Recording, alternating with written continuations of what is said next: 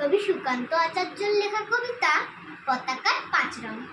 বলো তো দেখি, পতাকায় আমাদের কয়টি রং আছে? শিক্ষক এসে শুধালেন হেসে দ্বিতীয় শ্রেণীর কাছে।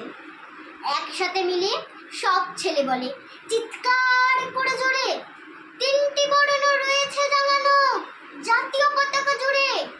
শ্রেণীর পিছন বেঞ্চের কোণে শিশু ছিল এক বসে, পতাকার মাঝে 5 রং আছে বলল সে মৃদু ভাষে। কথা তার শুনে বাকি শিশুগণে হেসে খায় লুটোপুটি।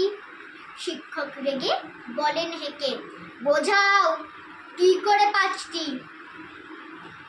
অবোধ শিশুটি বলল তখন, উপরে গেরুয়া, মাঝখানে সাদা, সবুজ আছে তার তলে, আর আছে আঁকা গোলাকার চাকা, নীল রং আছে এতে। শিক্ষক বলেন, এটিকে ধরলে তবু হচ্ছে 4টে।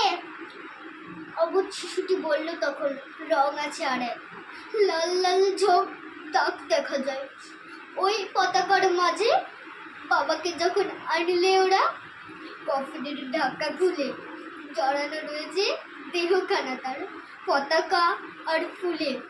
রক্তের দাগে ছিল লাল ছোপ ওই পতাকার মাঝে। এই নিয়ে মোট হলো 5টি। এবার তো ঠিক আছে? সরল শিশুটির জবাবখানি কাঁপিয়ে দিল বুক, অশ্রু এলো নয়ন ঝরে, শুকনো হলো মুখ।